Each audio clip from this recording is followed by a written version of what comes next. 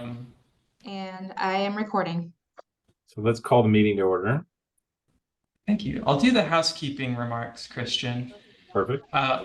Welcome committee members, liaisons, members of the public to the Legal Services Trust Fund Commission Care Court Grants Committee meeting. Thank you for joining us.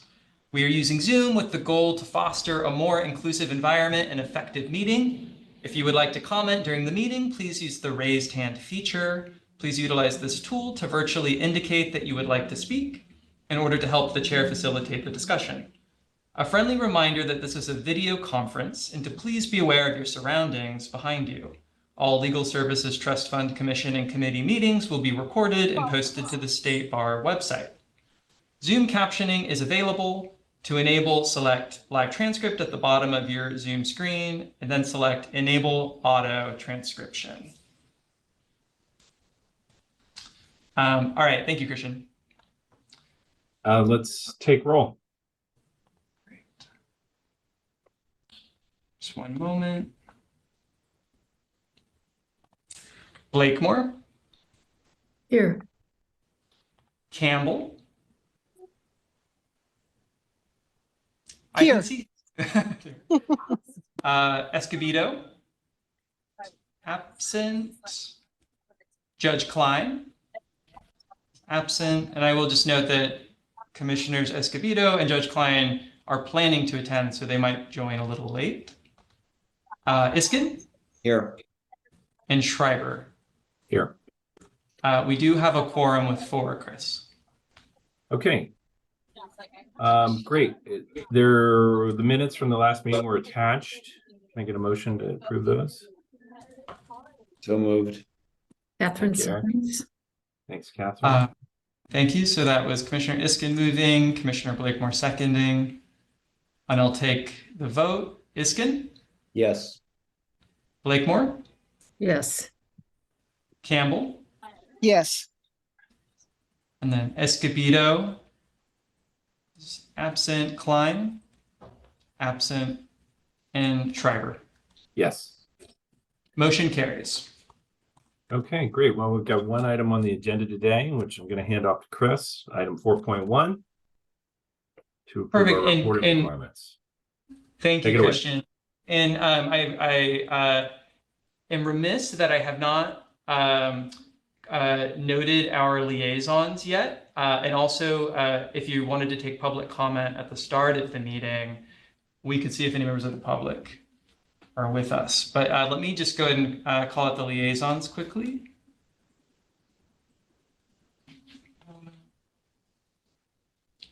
Selena Copeland from LAC. Lauren Klein's here from LAC. Hi, Lauren. Thank you. Zach Newman. Is Zach with you? No, just me. And then Melanie Snyder from the Judicial Council. I'm present. Hi, Melanie. We also have Laura Hello. Brown from the Judicial Council. Yes, here. Hi, Laura. And then for State Bar staff, Chris McConkey is here. Rocio Avalos. I think Rocio is here and is in the conference room with Shannon. We'll know that soon. Shannon Crossley. Here. You'll see her here too. Oh, there you are. Oh, sorry. Shannon is also logged in as like a black box that says Shannon. I didn't notice that you actually also had a conference room video. Great. Shannon and Rocio are here, and Abraham Gutierrez. Here. Brady Dewar. Okay. Thank you, Christian. That was staff and liaisons. And then would you like to public comment at the start of the meeting, Christian? Yeah, sure. Is there anybody in the public at this meeting? There are no hands raised. Okay, great. Let's move on to 4.1. I'll pull up my slides and share my screen.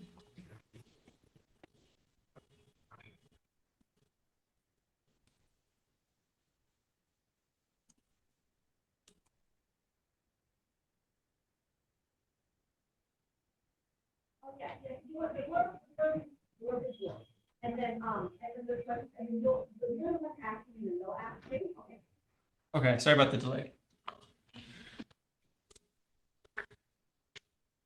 All right, so the One major discussion item for today's meeting is approving reporting requirements for the care court funds.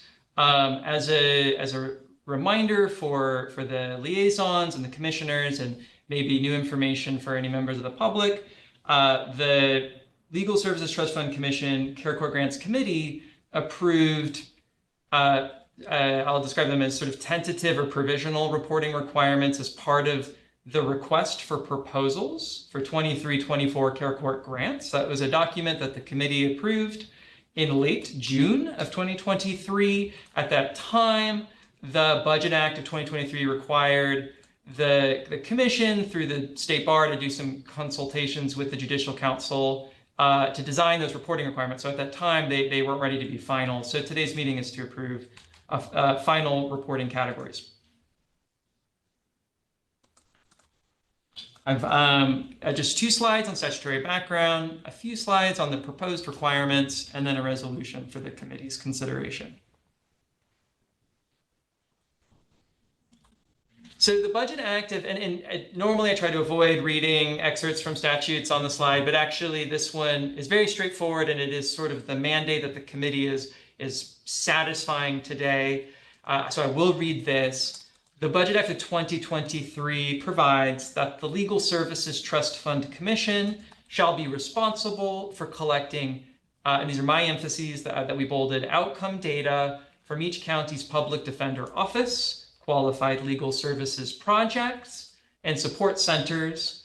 And this is in the context of the funding for 23-20 fiscal year 23-24 Care Court representation for respondents. That's something QLSPs and public defenders would be providing, and technical assistance for Care Court, which is something support centers would be providing. So that's the context for this. To collect these outcome data points, the State Bar of California shall annually provide to the Judicial Council a report that includes funding allocations, annual expenditures, and program outcomes by service area and service provider. Data shall be reported using the reporting framework developed by the Legal Services Trust Fund Commission in consultation with the Judicial Council to ensure that data reporting is consistent and comparable across Judicial Council and Legal Services Trust Fund data. I bolded a few things here. I would note that sort of the State Bar of California staff teams and Judicial Council, in our consultations with them, they agreed that an important part of this language is that whatever the Care Court reporting requirements are towards the Legal Services Trust Fund Commission needs to be consistent and comparable with what the Commission and the Judicial Council are collecting for other grants, presumably to allow for some comparison of data and some consistency in data when the State Bar and the Judicial Council pass along this data to the Department of Finance, legislature, and others. So that was from the Budget Act of 2023. Another sort of helpful statute for context is the CARE Act itself. So the CARE Act itself does not, unlike the Budget Act, does not specify what the reporting requirements are for QLSPs, support centers, and public defenders, or what the legislature's expectations are for the Legal Services Trust Fund Commission. But it is very important to understanding the broader reporting environment for Care Court.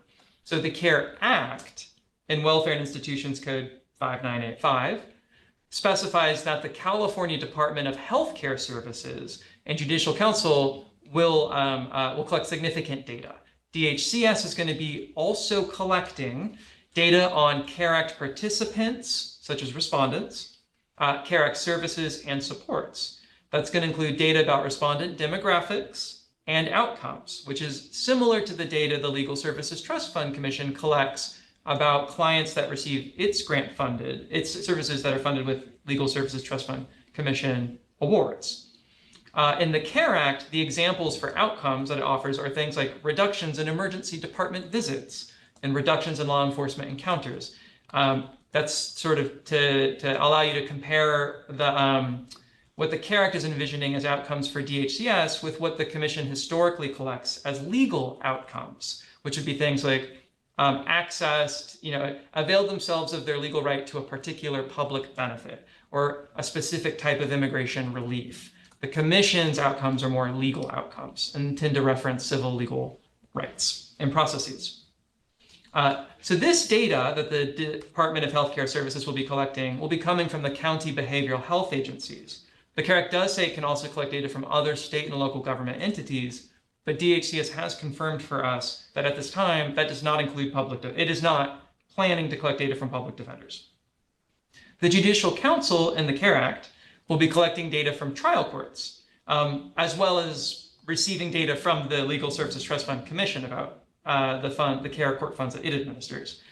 The trial court data will include data about certain petitions, initial appearances on the petitions, and hearings that are described in the CARE Act. That's all to say that the information that the Legal Services Trust Fund Commission will be collecting from QLSPs, support centers, and public defenders will be supplementing those other sets of data.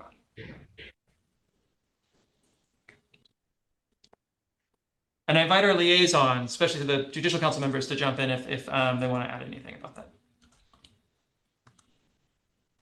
I think that's right. I think, again, the spirit seems to be to not create a bunch of new work, and to keep things, buckets, if you will, of data similarly fashioned as to what programs and what the Legal Services Trust Fund Commission and the bar are used to collecting.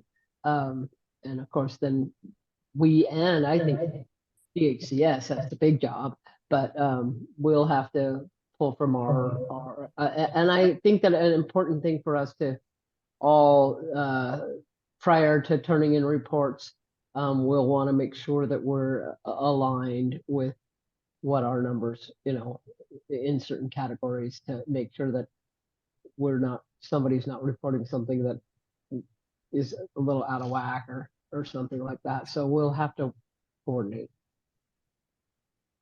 Thank you, Melanie.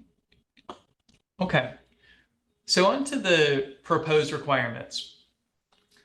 So for CARE court funds, the Legal Services Trust Fund Commission reporting requirements must be consistent with and comparable to the reporting requirements for other commission funds. For other grants, and I alluded to this a moment ago, the commission collects data about legal resolutions, right? Case resolutions, depths of legal service, et cetera, and legal outcomes for attorney-client relationships. And for CARE court funds, QLSPs and public defenders will be entering into attorney-client relationships with CARE court respondents. The support centers, which we have no support center grantees this year, would be providing technical assistance. So on the sort of attorney-client relationship front, there's an emphasis on legal resolutions and outcomes. The commission also collects client demographics, information about expenditures, and other data, for example, economic benefits, when grantees are able to provide that, all to help assess grant compliance and impact. So after consulting with the Judicial Council team and the Department of Healthcare Services team, as well as their contractor for reporting, Health Management Associates, the State Bar staff team recommends to be consistent with and comparable to other Legal Services Trust Fund Commission reporting, quarterly services reports, and that would be for QLSPs, support centers, and since there are no support center grantees this year, we included them just sort of to make sure they were included and to be forward-looking. But in future years, there would be support centers, services reports, and public defenders, quarterly expenditure reports for QLSPs, support centers, and public defenders, and then a final evaluation for the grantees, which would be QLSPs and support centers. Under the Budget Act of 2023, public defenders are not strictly speaking grantees. They receive the funds that are left over from the grants that the commission makes to QLSPs in each county. So they will need to report like the quote unquote grantees will, but they don't necessarily need to complete a final project evaluation for their competitive grant because they're not receiving a competitive grant.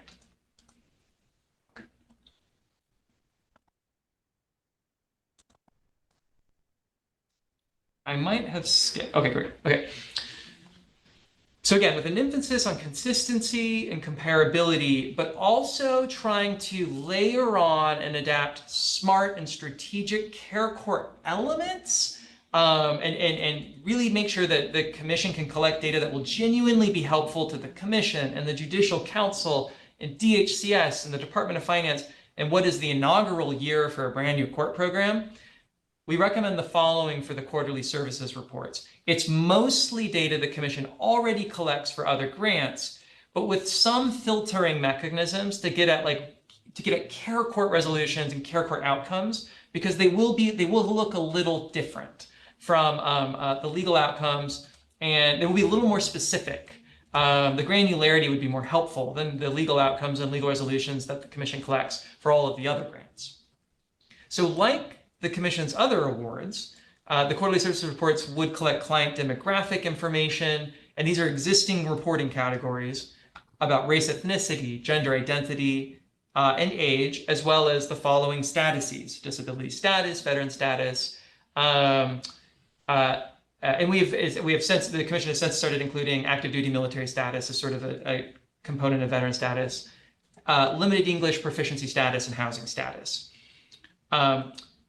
Housing status is actually something that we don't collect for all other grants. It's kind of relevant to the homelessness prevention grants, but it's going to be relevant to the care court funds as well. And it's something that the Department of Healthcare Services is also very interested in seeing, is because care court seeks to alleviate homelessness, to sort of see how many clients how many respondents come through already homeless or at risk of homelessness at the outset. Petitioner status would be a new data point. That's not something the commission collects for other grants, but it's highly relevant to care court funds. The CARE Act lays out a long, I didn't include it on the slide this time, but in the past, staff has reported the long list of stakeholders that can serve as initial petitioners. Family members and first responders are just two examples. Ultimately, as a reminder, the County Behavioral Health Agency, where the respondent resides, will end up being the ultimate petitioner, whether they bring the initial petition or they serve as substitute petitioner. But collecting data about who the initial petitioner is could be very illuminating, at least in the first year. Legal outcomes is a reporting category that the commission collects for all of its other grants. We call them main benefits. We would likely specify, so we would collect them here too. We would likely specify, though, in this sort of specific options that the QLSPs and the public defenders can pick from, some legal outcomes that are relevant to the CARE Act, and we would most likely pull those from the CARE Act itself. The CARE Act enumerates numerous legal outcomes that it seeks to achieve for respondents. So actually collecting data about those enumerated outcomes, like, for example, helped client to access behavioral health services through Medi-Cal, would yield kind of data that's on point for what the legislature is hoping the care court program will achieve. We would do it in a way, though, that would sort of allow us to kind of roll up the data into the commission's existing reporting framework. So, for example, we would exercise our best efforts to try and allow us to do that. So, for example, there are main benefit codes that says, like, helped client to access public benefits to which entitled. And there's to be able to essentially roll up some of the more granular options into what would be a broader main benefit that already exists. Legal resolutions is another category of data that the commission collects for other grants where there's an attorney-client relationship. We would collect them here too. As a reminder, for other grants, the legal resolution options are things like counsel and advice, or other limited services, or full scope representation with a court resolution. For care court, for public defenders and qualified legal services projects, it's going to be mostly, if not entirely, full scope representation in court. So collecting only that data point might not be as helpful as collecting slightly more granular legal resolutions. So again, the CARE Act actually enumerates several specific ways a care court case will resolve. An example would be if the respondent graduated from their care plan, but there's various ways a case could get dismissed by the care court or other ways it could come to an end. So we anticipate likely including some options that are a little bit more care court specific, but that would still be able to easily be rolled up into existing legal resolutions the commission uses, like full scope representation and with a court resolution, with a court disposition. At the request of the Department of Finance, and I think probably also the California Health and Human Services Agency would like to see this, DHCS would like to see this, the Judicial Council would like to see this, information about how long it actually takes to represent respondents in care court. This unknown was actually very important to the legislature's and the governor's office's work to try to estimate how much funding QLSPs and PDs would need to represent respondents, how long it would actually take to do this work in court and out of court. Everyone understandably had to do their best to estimate that for this first. Come on in. You're just on time for the most interesting part of my. The guard didn't have my. Oh no! I'm so sorry. Down. We have Judge Klein has joined us. So Too many meetings and then that. Plus, I was rushing. Couldn't find my car. Got no car. Everything's going wrong, and then he wouldn't let me in. well, help yourself to coffee and water, and I'm going to mark you as here for the The important thing. What did I miss? Just background. Yeah, I haven't voted. Or, Background. Oh. we did vote on the minutes, but they passed. Okay, so we had to do our best. Everyone had to do their best to sort of estimate what it would actually cost to do this work. So it would be very helpful if in at least the first year of care court to collect data about how long it actually takes, and then the legislature and governor's office can look at that data when assessing funding needs for future years. To the extent possible, data about economic benefits, those are payments to and costs saved for clients, something the commission collects for other grants. We would include that here just to be consistent and comparable, and any other data necessary to comply with state requirements. And we usually include this sort of catch-all in reporting requirements when we submit them to the commission for approval. So that was the quarterly services reports for qualified legal services projects and public defenders. For the support centers, they tend to look a little different. If they end up for other grants, if support centers end up co-counseling with QLSPs, they too can report some of the client demographics, main benefits, and legal outcomes. Usually though, they let the QLSP do that, but the support center would need to be the one to report its quantitative data about trainings, convenings, research, and any other technical assistance it provides. In the case of care court funds, that would likely be to QLSPs, public defenders, care courts, maybe county behavioral health agencies, and other care court stakeholders. So again, even though we don't have any support center grantees, we included proposed recommended requirements for them just because we anticipate we'll have support center applicants. Actually, no. What's the difference between support centers and QLSPs? So the QLSP is the Qualified Legal Service Project, and that's the direct services provider to be representing. And then the support center would be a nonprofit grantee that provides training and technical assistance. Okay, yeah. Friends might have done And in the it. Budget Act, the way it was worded was the support center would be providing TA to implement the act. Is there a mental health support center? I mean, I'm familiar, there was a consumer one, and I'm in various ones, but friends of mine worked in, but is there a mental health one? There's Because they're national, aren't they? there's a QLSP that specializes in mental health cases. Is that mental health advocacy? It is. Yeah. For the support centers, there's a disability rights focused one that does a lot of mental health technical assistance and That's training, Melinda Bird. and that's Disability Rights Education and Defense Fund. Yeah. I think she left. All right. Sure. And then for Judge Klein, that I read an excerpt from the Budget Act earlier that emphasized the need for data to be consistent and comparable. So we would do quarterly expenditure reports. We would keep these categories the exact same that we have for other commission awards. Just for example, attorney salaries, paralegal salaries, other staff salaries, and then goes through various types of non-personnel direct expenses, rent, insurance, etc. And then there's also sections for admin personnel and admin non-personnel. We wouldn't change those.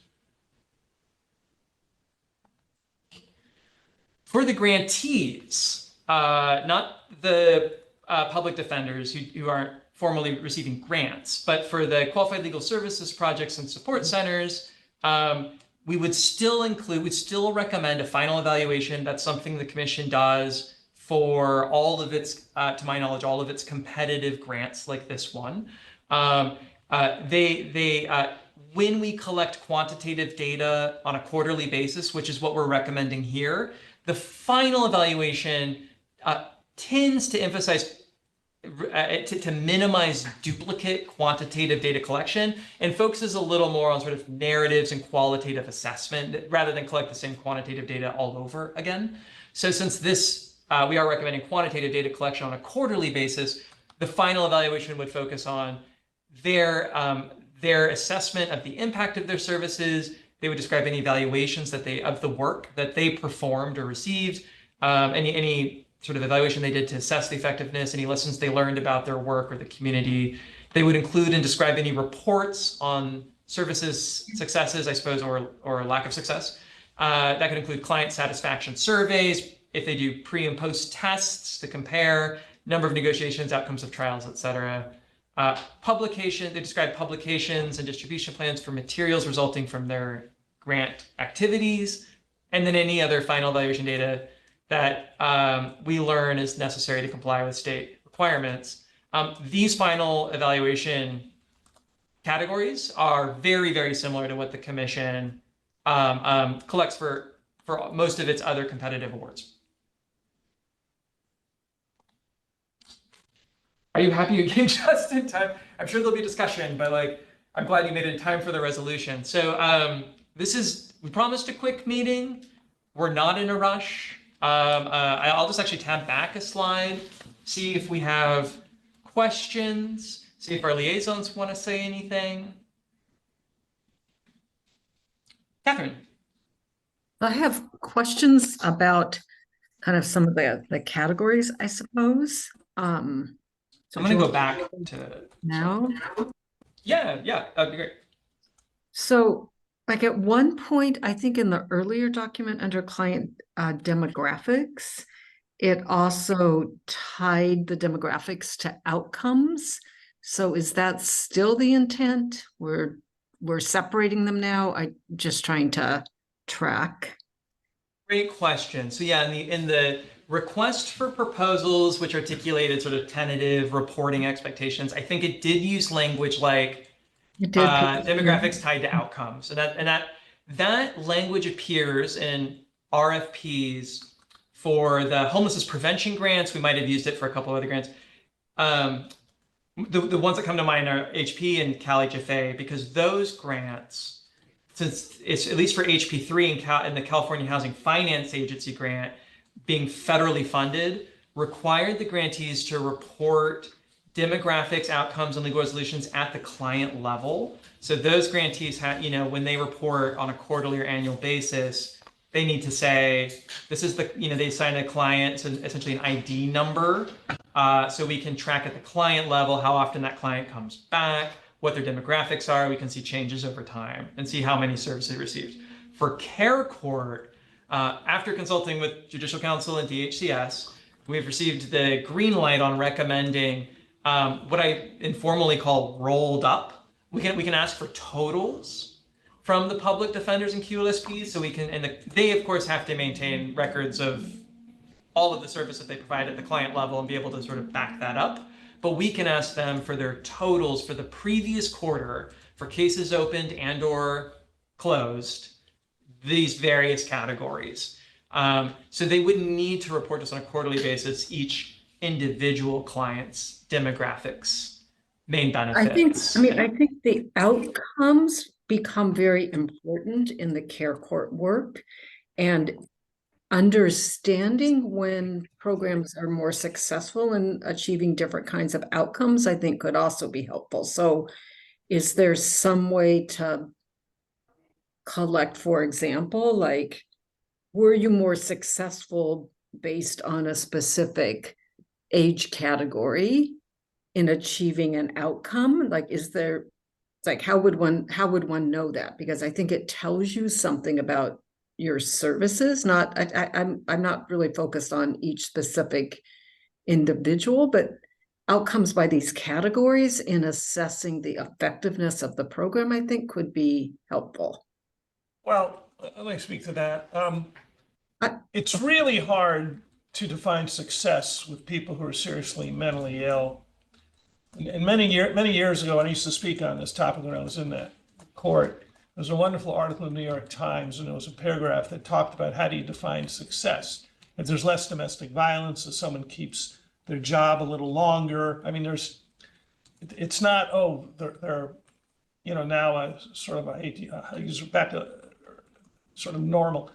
I had someone, for example, who successfully, quote unquote, completed the delinquency mental health program, and a couple of months later, he goes down to success. He shows up in my adult court in a robbery. So how do you define success? Well, I guess think I'm that's- tying it only to, my question wasn't about success.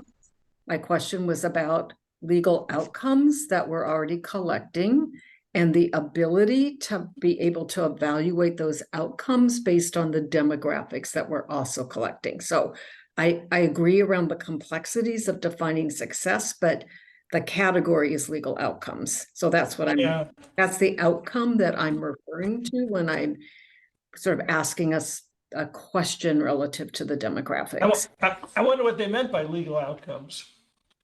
So, Catherine, to be honest, it would be very challenging, if not practical, if the way we were to ask it is give us the total number of respondents who are over a certain age. That's like one question, and another is like, give us the total number of respondents who saw this legal outcome or this legal resolution, to then be able to do that analysis on the back end. Because to not have that data at the client level, I think would be prohibitive. I think that is the trade-off here. And there are other commission grants, just to say it out loud. I think the Equal Access Fund, partnership grants also collect kind of aggregate totals and rolled up data. So the commission kind of has taken this granular client level approach for some grants, especially if they're federally funded, but not all grants. The trade-off here is we did look at the option of requiring the QLSPs and public defenders to report data at the client level. So here, assign kind of a client number, provide the data at the client level so that we can then go in and group them by demographic category, say disability status or age, maybe race, ethnicity, or gender identity, and then compare outcomes and legal resolutions, housing statuses, et cetera, like we do for the homelessness prevention grants. What we kind of heard from the QSPs and public defenders, mostly the public defenders at community, they call them like community learning sessions that the California Health and Human Services Agency has been hosting for Care Court, is that will be very challenging for them, at least in this first year, to provide on a quarterly basis. A lot of them will be starting to collect this kind of data for the first time. And they're much less accustomed to providing the sort of data that our QLSPs are, because the commission's been doing that for the federal grants. So our recommendation was if we didn't need to report it so staff's recommendation at least is if we don't need to report it at the client level, but we can report the totals on a quarterly basis, and that's something the QLSPs and PDs can provide on a quarterly basis. That's what we would recommend for this year. Well, I think once you recommend it for this year, it's very hard to change. I mean, the response of the public defenders next year will be, we set up our system and you didn't say we had to get it. So now it's too late, just observing. But I see Lauren's hand up, so. My question was just, what was your rationale behind deciding to do the reports quarterly? I know that is definitely done for federal grants now, but it's not done on a lot of other grants. And sounds like that makes things more PDs to do the more detailed broken down data collection. So I was just curious what the rationale was for doing quarterly reports when to the legislature only an annual report is required. Lauren, Chris, if you don't mind, I can speak to that. So we actually were asked if we could report back monthly. And so we've been pushing back and saying monthly would be too difficult and challenging, not just for QLSPs and support centers who are used to reporting at a minimum quarterly, not annually, and also public defenders who aren't used to this is like a new process overall. So quarterly is where it was essentially kind of like the compromise, saying that we can definitely do it more regularly. But we thought monthly was impossible. And Melanie, feel free, to chime in if with any additional information, but just to say that the conversation was around monthly, and so we got to quarterly. Got it. And who is this who's asking for the monthly reports? I don't know if this was specific from the governor's office in general, in terms of like how often we would be able to get data in our conversations with our partners in terms of who would be at DHCS and Judicial Council, comparing like the data that's being asked and the frequency that we may be able to report it. And for this initial pilot for cohort 1 plus LA, saying that at least for our part of it, we think it's best, especially emphasizing our existing framework that the commission is used to for our other funds and trying to layer on. And similar, I think, related to that in terms of what Chris mentioned in terms of the rolled up totals, knowing that that is our kind of baseline structure for equal access and our other grants, unless required based on the fund itself, such as our federal grants, where we've been a little more granular, but at least for this initial pilot phase and the short runway that we have for those participating in this initial cohort to actually build out, if needed, or make changes to their existing processes and or systems to track this data, trying to make it as easy as possible, acknowledging that there may be changes, coming down throughout within this initial cohort, and knowing that everyone is eager to see the data, to see what and evaluate and assess what changes we may want to make, whether it's as the commission or coming kind of from outside of this office to the reporting requirement. So we do anticipate changes, and this is staff is proposing based on collaboration with our key partners, kind of did that. This is what we do for this initial cohort. Understood.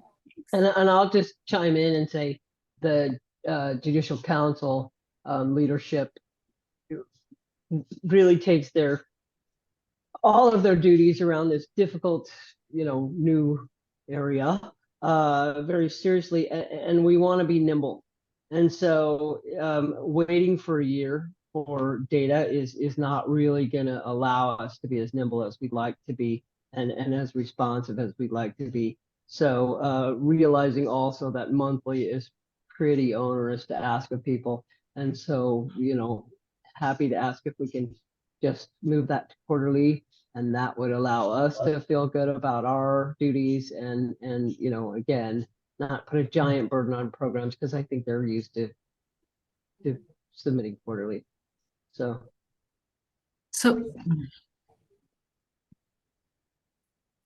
Yeah, Catherine.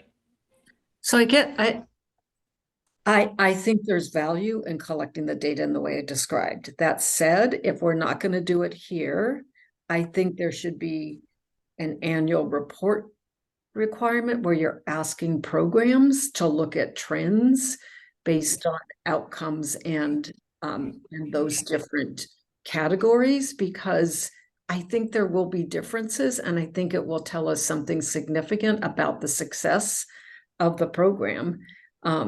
And we're not going to know any of that unless we ask a question about it. So even though I disagree with not collecting it in this way, I guess I'm suggesting a different way to try and get some thinking about distinct populations and what the outcomes are based on that population status, that then will help inform what the legislature might want to do or what we might want to do, etc. We can absolutely build that in to the annual evaluation. And what one component I think that might, in case helpful, not specifically related to the reporting requirements before you, but in terms of gathering information about trends and what we're seeing, we do plan on convening and gathering feedback from this initial cohort to learn what they're seeing, try to pull out some of those trends to report back. And so that is an expectation. And we're still kind of formulating what that exactly would look like, if it will be, phone calls, meetings, if it will be like a survey or anything else outside of the specific reporting requirement. So absolutely something we're thinking about, but that we can build into the annual evaluation as well, a little more formally. Great, so I'm just asking that under that, it's called final evaluation. I assume it means annual since these grants are annual, right? Is that what it means, I think? A little less than a year since these go through June 30th. To then under like number A, which is that impact, how their project affected the people it served, to then report on those trends based on the demographic categories. If there's something to report that's interesting, like that is helpful to. So I appreciate you might have a phone call, but that's different than, to me, like seeing it in a report, right? Chris, is that something we can add to this slide? Sorry, I'm not sure what the best way to capture. Yeah, I was just capturing it. Sorry, every time I click on it, it advances, which is what PowerPoint's supposed to do. Yeah, I can add that to this slide. I was just thinking ahead, and I was thinking, do we even need to wordsmith the resolution to capture that, or is it already sort of the way we phrased it in the materials in the memo, if it's actually sort of inclusive of that? But let me add it to this slide just so we can all see it. I will have to share my screen again. 1 second.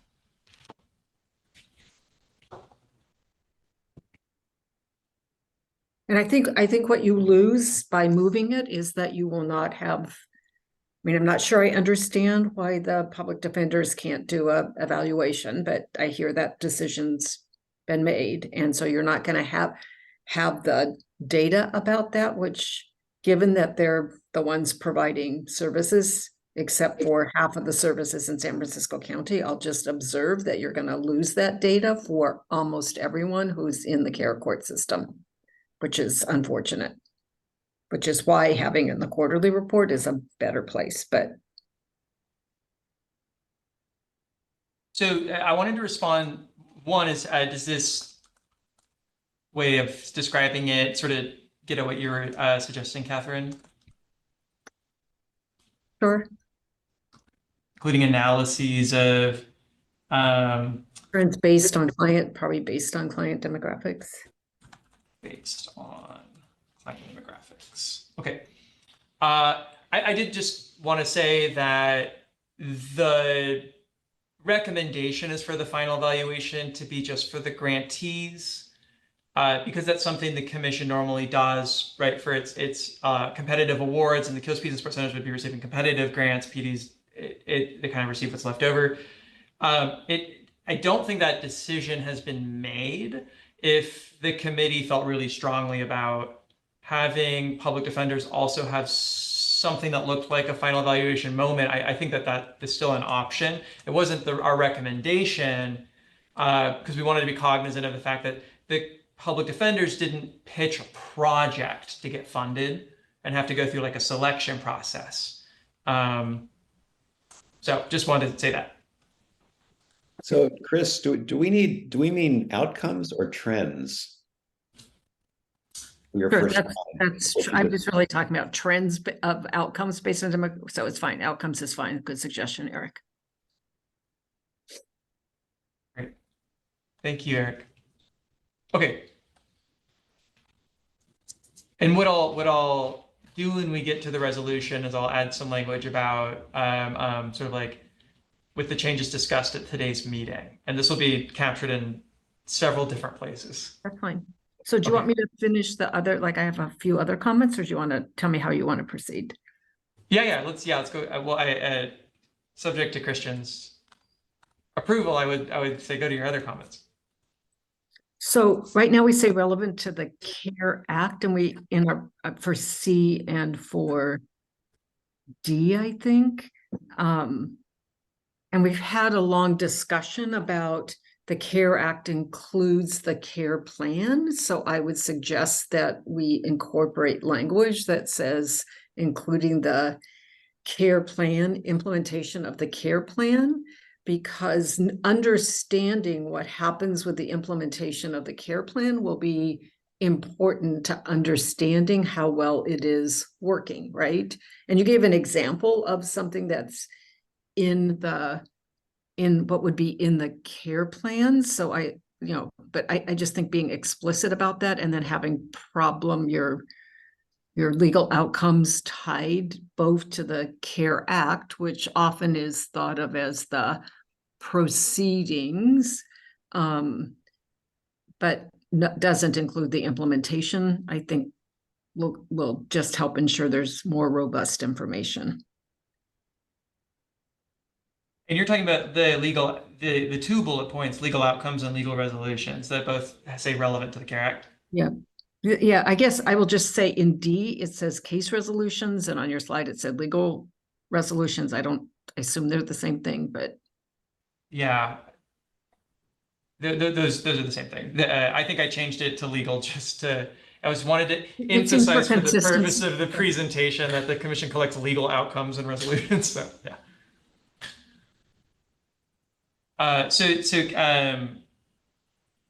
Catherine, I can mock that up on this slide. So while others think about it.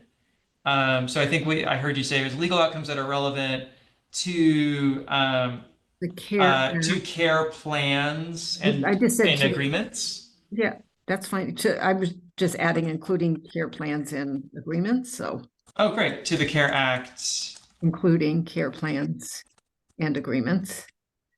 Both Plans C and D.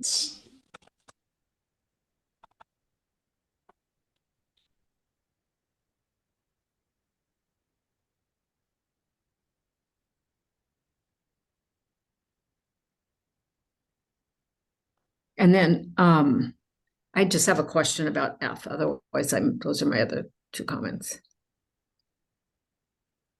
Any questions or comments about this clarification? And this is my opinion, is this is not a change, but a very helpful clarification. It's like Catherine was saying, it's making it even more explicit what it is that we mean about what we're collecting outcomes. Okay. And what was your other one, Catherine? So it's really just a question. So the time it takes to represent respondents and similar information to gauge grantee and public defender workloads. So I guess two questions. It's like the total organization's effort, right? Meaning, so it could be a lawyer, but it could also be a paralegal or an investigator. So you're collecting, is it intended to collect all of that time? And then is it also collecting the time just for the court representation, or is it collecting the time for the court proceedings, or is it also collecting time for the implementation? Which I think you want sort of what is all the time we spent, no matter who provided it, and no matter what portion of the CARE Act, etc. related matters were handled, right? And I'm really just confirming that I can't quite tell what F is about. So. Great. Yeah. So the time it takes to represent respondents is the specific request for data that we received from the Department of Finance. This staff team here would be very supportive of collecting data that gets at the full cost of doing this work. So I suppose we might have squirreled that away under similar data to gauge workloads and funding needs, but we would be supportive of clarifying the time it takes to represent respondents and just sort of like make sure it captures the real cost of doing this, including preparing to do it. I think one thing that DOF will probably still want to see is like hours. And the implementation part, I think, right? So like my concern might be that, legal aid programs that are used to representing people in the care, in the implementation part might not necessarily be what public defenders do. And I think it's important to understand sort of like those differences, right? And so I think it will be helpful in terms of being able to assess like the scope of the representation, what were the, what amount of time was spent on the court proceedings, on sort of the implementation part, those kinds of things. Well, would it help to flesh it out with a parenthetical, something like including time spent preparing for and attending court and accessing and services? I mean, just something like that, just to be a little more specific. Yeah, that would be great. Good suggestion.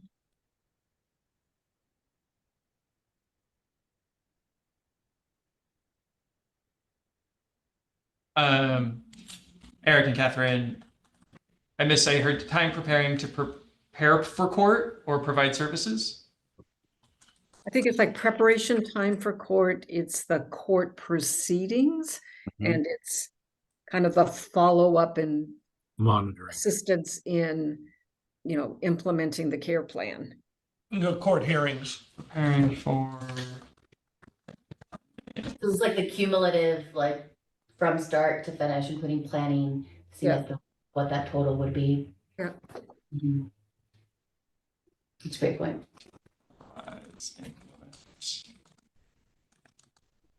Is this, I apologize, I kind of paraphrased. Is this phrasing accurate? I think that's fine. Like, it's just, I think that will help you get more consistent data where public defenders might view it as only Y, but not some of the other things, right? I think they'll view it prep time and court time, but not necessarily the other time. So I think thank you. I think it's helpful. No, thank you. But just to be at the risk of being overly specific here, but after hearings, preparing for and attending hearings, maybe just to add something like accessing services and otherwise implementing the CARE Act, just to be very clear that we want to include that. I would say Though implement. they're not accessing services. Well, they're assisting in it, right? I think he meant accessing and helping someone access services. Yes, How I yes. interpreted what Eric was saying. But whatever words are best for that is fine.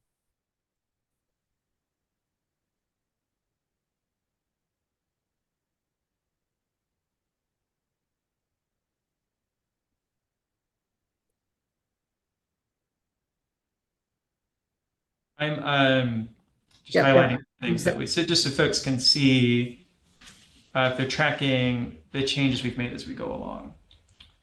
And Chris, that language care, including care plans and agreements, I guess helpful in that last one as well. So after act, you would just say including care plans and agreements.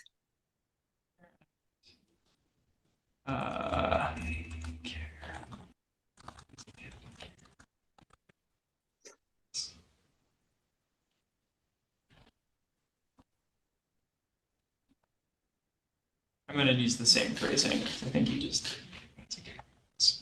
There you go. Now it's consistent. Excellent. Great. Thank you, Catherine. So those are all the comments I have about that. I have two comments, I guess, on that final evaluation. So whenever you want to take that up, I'll be quick about those. Anyone else has any questions or comments about these changes or this slide? Otherwise, I'll jump ahead. And I'm also going to highlight what we added here. Again, just so everyone can see what we changed. And go ahead, Catherine. So I like, so this is actually, so we have like reports on the services successes. Isn't it worth also reporting on any challenges the programs had in implementing all of this? I mean, it's like first year in and there's going to be challenges, and wouldn't it also be wise to understand what those challenges were?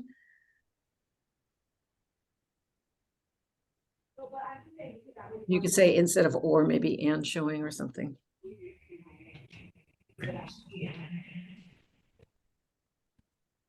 yeah, I think this staff team would support that.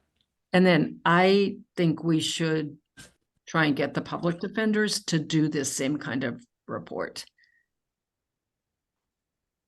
Because as I said before, they are going to be providing the bulk of these services, and I don't think there's a mechanism by which we learn this information from the counties. Otherwise, sort of what happened in those court proceedings that was impactful. But the county will report from the behavioral health, and other sides will be different, but not this kind of evaluation about what the public defenders are doing. Well, I would invite Marcia to say if you disagree, or you would explain that, describe this differently. I think that's something the staff team would also support, is public defenders also providing some final evaluation data, especially if they didn't have to provide client level data on a quarterly basis with which the staff team could perform that analysis. It's sort of like that's the trade-off, is then they have to perform that analysis on an annual basis and submit that. The initial impetus to have this limited to QSP support centers was just sort of tied to the fact that they're the grantees, and the PD public defenders are not the grantees. But hearing that this data would be very helpful, this especially this first bullet point would be helpful from the public defenders as well. If they're not providing this sort of client level data on a quarterly basis, that I think makes sense. So I don't. And the same thing for like service successes and challenges, right? Like, so what worked well? What were the challenges? Like, what were the challenges legal aid programs had that may or may not be the same or different, right? And what might public defenders say? Like, what is, like, it is important to understand as this program rolls out, like, what happens when you can't find a client, and what challenges were there, and a petition's filed and you can't find the client. Like, what happens in those circumstances as a challenge, right? I'm hearing that we may want to just have a final evaluation for these funds for anyone who provides services. Is that right? Yeah. I hate to use the word failure in this context, as you know, from my earlier remarks, but I don't think it's reflected there. So if I miss, one sort of benchmark is how many had to proceed to conservatorships. That's the next step. And Vanetta has her hand raised. Hi. Yeah.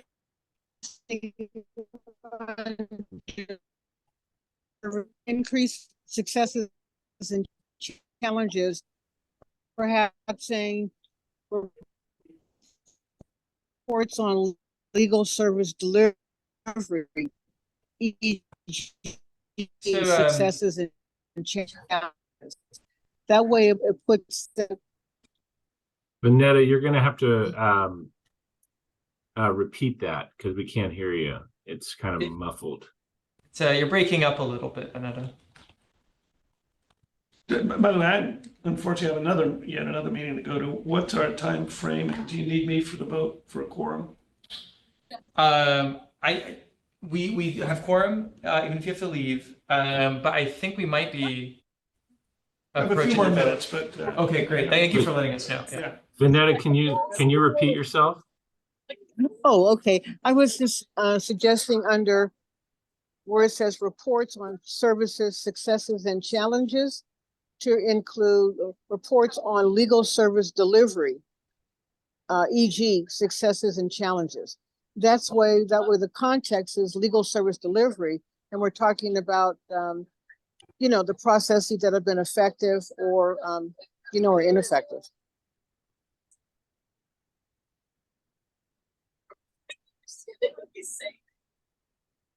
Thank you, Vanetta.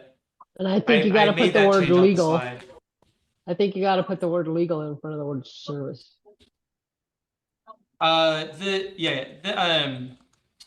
The only thing is the final report would be for support centers too, and well, I suppose the technical assistance is legal technical assistance. So You know, one thing we've left out is what if the judge finds it's not necessary and does not sustain the petition, whatever word they use? That would be considered a success in the legal standpoint. Right, and I was just thinking through that, and I'm gonna just to be responsive to Judge Klein's comment, go back. So for the quarterly reports from the Qualified Legal Services Projects and Public Defenders, 1, 2, 3, the fourth bullet point down, legal resolutions. The proposal is to, I think we capture that. So the proposal is to capture how the case came to an end and to have the options be relevant to the way care court will function. Yes, So we provided one example, which is they graduated from the plan. right. But the CARE Act also enumerates several, I want to say like 8 or 9 ways that the case could come to a close without a care agreement or plan. Right. Yeah. And so I think we will have that. I Yeah, think okay. it covered it. Yeah. Forget I brought it up. No, that's very helpful. And sorry, Vanetta still has her hand up. I'm sorry, I'll raise mine. Oh, she's done.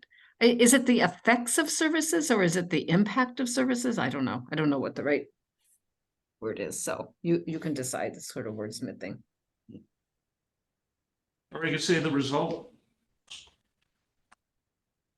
So this is for number 3 still. And we'll be collecting on a quarterly basis the outcomes of the services. So we'll still be getting what came of it. So we can add that here too, and I think it'll get captured twice. But we will be getting that sort of like legal outcome data quarterly, which I think of as an effect of the service.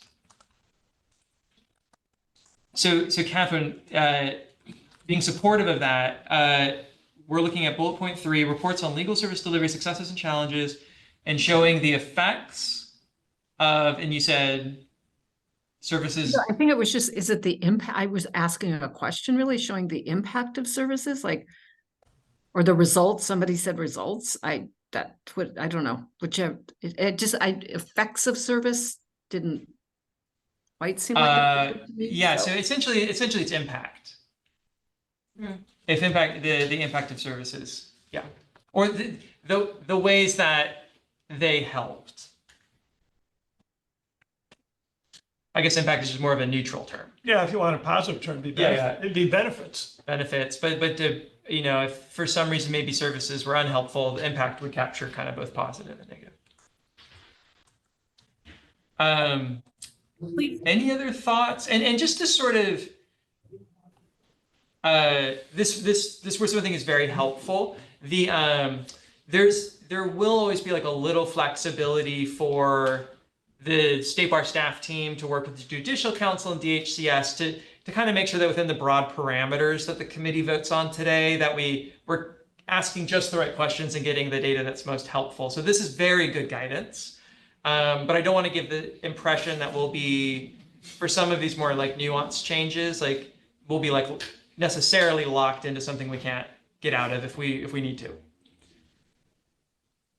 That's helpful, Chris. I was just going to say that I don't object to the change in the language at all. I think it's good. It just may need some clarification down the road as to what exactly you're looking for when you talk about impact. Like, is this a qualitative narrative response? Is this like putting together the legal outcome data from all the quarters? It just, may need some additional instruction when the time for that final evaluation comes. I think that's right. Good. I mean, I think it's important that staff have the flexibility to figure that out. Totally agree. Thank you, Lauren and Catherine. Yeah, I just hope it's, as I said before, that the definition of success would still include someone who has fewer episodes, for lack of a better term. They're doing better, and because you don't get cured of being a schizophrenic. Yeah, and to Judge Klein's point, and this was like right before you came in, the Department of, this is the second bullet point on this slide, the Department of Healthcare Services will also be collecting data on client demographic, respondent demographics and outcomes. And I gave a couple of examples that I pulled from the CARE Act, like reductions in emergency Okay, department yeah, visits. right. And I think one of the other examples in the CARE Act was like avoiding conservatorships Yeah. and that sort of thing. Yep. Yep. Okay, so Vanetta, I see your hand is raised. I'm not sure if it was from before, or if you raised it again. Oh, no, mistake. Apologies. That's okay. Sorry, I accidentally skipped to the resolution. Any other questions or comments? Why did we use law enforcement encounters? Someone could have an encounter with an officer because they got ripped off. Oh, that's in the CARE Act. Yeah, I'm not sure. Oh, they use those words? Mhm, yeah, All right, so that was a quote. Yeah. wrong word. All right. So Well, Chris, I will show the resolution on the resolutions. resolution on the next page then will reflect the changes as discussed at today's meeting. Yes. So it should, yeah, as amended. Yeah, thanks. Okay, there's a resolution on the board. Catherine will move. Second, All right, thank you. So Commissioner Blakemore moving, Judge Klein seconding, taking the vote. Iskin, Yes. Blakemore, Yes. Campbell, Yes. Escobedo, still absent, Judge Klein, yes. and Schreiber. Yep. All right, motion carries. Okay. And that was that's it. Judge Klein, You don't need me you now. were just in time. Yeah, Not that exactly. you're I'm so glad anything, we got you for the vote. I don't like that word encounters. Jeez, why did you put that in? Thank you, Christian. That was it from the staff team. Can I just ask one unrelated question? There was a mention of using a different contractor to provide some technical assistance because there were no support centers. Are there any updates about what's happening with that? There are not, Okay. yeah, we have not heard any change from what currently exists. We're hoping to, and we will definitely provide an update if and when we do hear back. Thank you. We forgot to mention that, so thank you for asking. Have a great afternoon, everyone. Seems like we're Thank you done. all. On time, early. Thanks for all the work, Chris. Thanks for Thanks. the comments, Thanks. everybody. Appreciate it. Thank you, everybody. Take care. Have a good evening. Y'all soon.